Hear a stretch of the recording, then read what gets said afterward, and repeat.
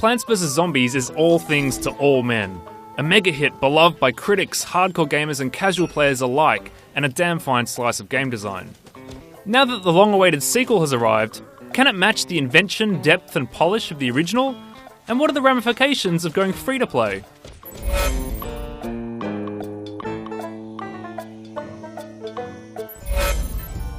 If you've played Plants vs Zombies before, then you know the basics of the sequel.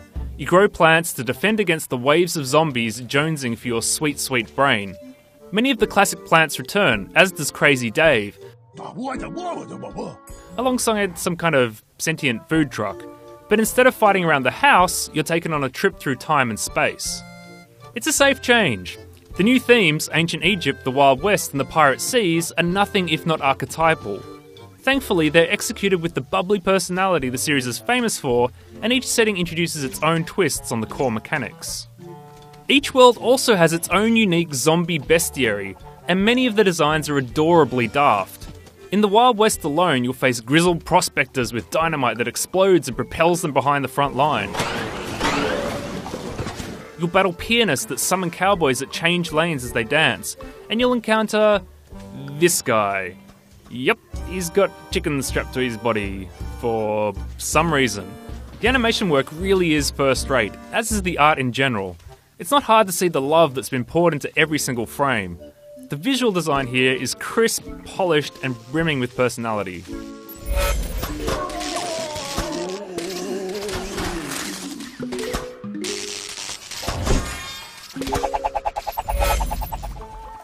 Plants vs Zombies 2's gameplay never stands still, and that's a great thing. You're constantly being given new tools to play with, new zombies to best, and new constraints to work within. One level may challenge you to plan your defense in full ahead of time, another may put limits on how much sun you can use and how many plants you can lose. The new plants are great fun to experiment with. Take Bonk Choi. This guy's a pugilist that does a heap of melee damage, but you gotta keep him protected. And then there's Lightning Reed, whose attacks have heaps of range, can cross lanes, and arcs between zombies. The world themes add further variation. The Pirate Sea levels, for instance, see zombie pirates attempting to board your ship. The number of full lanes is often cut right back, with murky depths lurking to either side of the gangplanks. You may have less room to plant, but you can also bounce zombies into nearby water.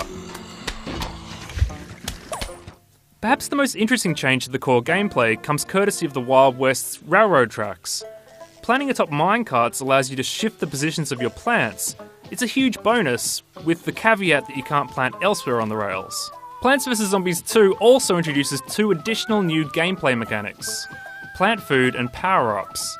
Plant food is collected during levels and can be banked until you want to use it. Just drag it onto a plant and you'll unleash its super attack. You can turn a pea shooter into a spree shooter, a melon pult into a full-on assault, and a snapdragon into an oh snap dragon. Whatever. It's a great addition and it can really help turn the tide of battle. Power-ups, on the other hand, are an unnecessary idea that's at odds with the tight gameplay Plants vs Zombies is famous for. Spend some cash in-game during a level and you can pop heads, fling zombies off the screen, and have yourself a good old-fashioned undead barbecue. I mean, sure, they're cool to watch, but these additional moves are just superfluous. I don't want a get-out-of-jail-free option. I want to win because I'm a badass gardener. Thankfully, I found I could completely ignore the power-ups and the options to drop real-world cash to jump ahead. About the only content that can't be accessed with persistence is a handful of plants and perks that have to be purchased. You're absolutely not missing anything without them, but hey, who wouldn't want classics like the squash and snow pea in their arsenal? And you know what? You get so much fantastic gameplay for free here. I'm talking 50-odd challenges in each world and dozens of hours of play. It'd be criminal if you didn't buy something.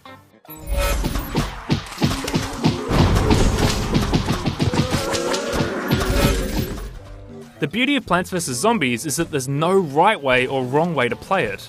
The gameplay is founded on the tension between your game plan and the fact that you'll almost never have enough sun or space to execute said game plan. But that's the point. When things invariably go wrong, the fun is in scrambling to adapt and emerging battered but victorious. Plants vs Zombies 2 sometimes forgets that with its offers to let you buy your way out.